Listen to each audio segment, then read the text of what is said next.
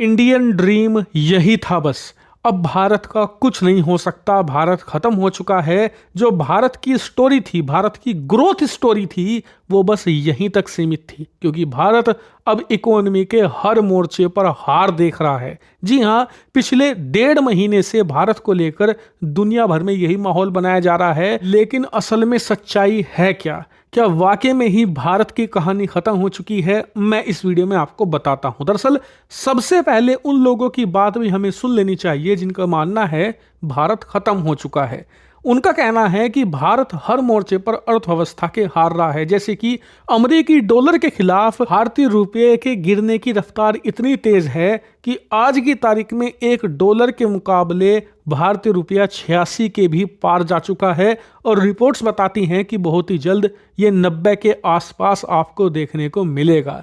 इतना ही नहीं, इससे भी बुरी खबर है खजाने को लेकर। आप अपनी स्क्रीन पर देखिए, भारत का खजाना पिछले कुछ महीनों में इतना तेजी से क्रैश हुआ है कि जो कभी $700 बिलियन के पास था, वो 636 के हेर फेर में घूम रहा है और तेजी से गिरा है। यानी कि कुछ ही महीनों के अंदर $70 बिलियन से भी ज्यादा गिरा है भारत का खजाना। कितनी बड़ी रकम है? पाकिस्तान जैसे देश का टोटल खजाना इस समय $17-18 बिलियन है। उससे करीबन 3-4 गुना खजाना पिछले कुछ महीनों के अंदर भारत का खत्म हो चुका है। इतना ही नहीं, सबसे ज्यादा निगेटिव माहौल है भारत की जीडीपी ग्रोथ को लेकर, जो कि पिछले कुछ समय से 7-8% की रफ्तार से बढ़ रही थी।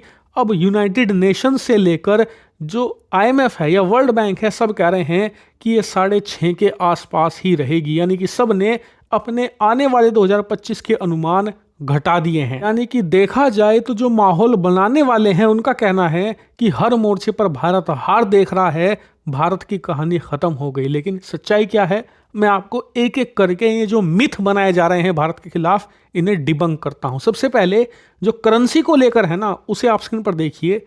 इस समय दुनिया की हर एक करेंसी अमेरिकी डॉलर के खिलाफ धूल फांक रही है। लेकिन भारतीय रुपये की क्या स्थिति है? तो देखिए, गिर सब रही हैं, लेकिन भारतीय रुपया अमेरिकी डॉलर के खिलाफ अब भी मजबूती से खड़ा है। आप अपनी स्क्रीन पर देख सकते हैं ये चार्ट। सिर्फ मैक्सिकन पैसोज और इसके अलावा ब्रिटिश पाउंड को छोड़ दें तो कोई भी दुनिया भर की ऐसी करेंसी नहीं है जो भारतीय रुपये से ज्यादा बेहतर परफॉर्मेंस दे रही हो अमेरिकी डॉलर के खिलाफ। ये पूरे 2024 का आंकड़ा है, 1 जनवरी 2024 से लेकर 31 दिसंबर तक का, यानी कि अब से 12 दिन पहले तक का ये आंकड़ा है। और आप साफ साफ देख सकते हैं भारतीय रुपये ने यूरोप के यूरो तक को बुरी तरीके से पछाड़ा है, या फिर जापान का येन हो, कोई भी करेंसी हो, सबको हमने धूल चटाई है। और हमारी परफॉर्मेंस बिल्कुल चीन की जो करेंसी है ना, युआन, उसके साथ मैच करती है। देखा जाए तो हम अब भी बेहतर कर रहे हैं। जो नैरेटिव बनाया जा रहा है भारतीय रुपये को लेकर, वो कतई भी सही नहीं है। आपको यकीन नहीं होता तो आप गूगल पर जाकर दुनिया की हर एक करेंसी को देख सकते हैं, डॉलर के खिलाफ कंपेयर करके सारी ही क्रैश कर रही हैं। और इसके पीछे मैं कारण आपको 1.5 महीने पहले बता चुका हूं कि डोनाल्ड ट्रंप की पॉलिसीज आने वाली हैं, जिसके तहत वो अमेरिकी डॉलर को शक्तिशाली बनाने की कोशिश करेंगे। उसी वजह से जो फॉरेक्स मार्केट है उसमें डॉलर के खिलाफ सभी करेंसीज में क्रैश देखने को आपको मिल रहा है, जो आने वाले कुछ महीने और जारी रहेगा।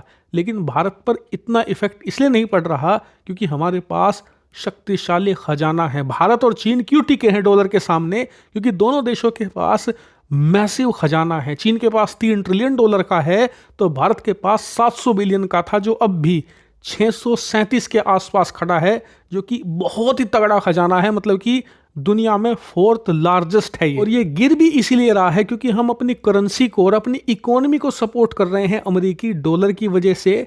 और यही कारण है कि आप देखो कि भारत के खजाने में भले ही डॉलर घट रहा है, लेकिन जो सोना है हमारे फॉरेक्स रिजर्व में वो बड़ा है। इवन पिछले हफ्ते ही ये करीबन $800 मिलियन का जो सोना है हमारे खजाने में बड़ा है। इसका मतलब ये हुआ कि हम डॉलर खर्च करके अपनी करेंसी को और अपने देश की इकोनॉमी को सपोर्ट दे रहे हैं। यही कारण है हमारा खजाना तेजी से कम हुआ है। और जिन लोगों को दिक्कत है, तो ऐसे समझिए, आप घर में आपके माता पिता या आप लोग बुरे वक्त के लिए ही तो पैसा बचा कर रखते हैं, और उस पैसे को अगर आप बुरे वक्त पर खर्च नहीं करेंगे तो फिर उसका फायदा क्या? बुरे वक्त से निपटने के लिए ही दुनिया भर के देश खजाना इकट्ठा करके रखते हैं। इसी वजह से ये हम अब बुरे वक्त में खर्च कर रहे हैं। कुछ समय के बाद जब डोनाल्ड ट्रंप की पॉलिसीज हमें पता लग जाएंगी, चीज़ें स्टेबलाइज होना शुरू हो जाएगी और फिर हम खजाने को फिर से बढ़ा लेंगे। इसमें कोई भी घबराने वाली बात नहीं है यार। अब आ जाते हैं जीडीपी पर कि यार वर्ल्ड बैंक से लेकर आईएमएफ सब कह रहे हैं कि भारत का जो जीडीपी ग्रोथ की स्टोरी थी वो तो खत्म हो गई, अब ये इतनी नहीं बढ़ने वाली। तो उन लोगों को बता दूं, पिछले 2 सालों का ही आप रिकॉर्ड उठाकर देख लीजिए, भारत की जीडीपी ने कितनी परफॉर्मेंस दी है, 7.5%, 8%। किसी किसी क्वार्टर में तो हमारी जीडीपी ग्रोथ 9-10% को पार कर गई। और इसके पीछे थी हमारी तगड़ी मेहनत, हमारी सही पॉलिसीज। लेकिन आप देखोगे कि जब जब हमने शानदार परफॉर्मेंस किया है, उससे पहले जो पश्चिमी देशों की चमची संस्थाएं हैं, आईएमएफ से लेकर वर्ल्ड बैंक, सब ने प्रिडिक्ट किया है कि भारत की जीडीपी ग्रोथ 6%, 7% के आसपास रहेगी। हमने इनके तमाम आंकड़ों को बुरी तरीके से ध्वस्त किया है। यानी कि इनके आंकड़ों पर आप अगर ध्यान दोगे तो अपना टाइम ही वेस्ट करोगे, इन पर ध्यान देने की जरूरत नहीं है। और आप खुद देख लेना, 2 महीनों के बाद ही मार्च के एंड में ना, जो हमारी साल 2024-25 के लास्ट क्वार्टर के जीडीपी के आंकड़े आएंगे कि हमने कैसी परफॉर्मेंस दी है। उस दौरान आप देख लेना, हम इन तमाम आंकड़ों को ध्वस्त ही नहीं करेंगे, तोड़ कर रख देंगे। इतनी शानदार परफॉर्मेंस हमारी जीडीपी की निश्चित तौर पर होगी। तो बिल्कुल टेंशन मत लीजिए, ये सिर्फ निगेटिव माहौल बनाने वालों का प्रोपेगेंडा है। हम अच्छा कर रहे हैं। आप हमारे एक्सपोर्ट के एक बार आंकड़े उठाकर देखिए, आपकी आंखें खुल जाएंगी। हम खिलौने से लेकर बड़े बड़े हथियार बनाने तक के मामले में एक्सपोर्ट में तेजी से ग्रोथ देख रहे हैं। यही कारण है कि इससे जलने वाली कुछ संस्थाएं निगेटिव माहौल बना रही है भारत के खिलाफ। इस पर ध्यान देने की ज़्यादा ज़रूरत नहीं है।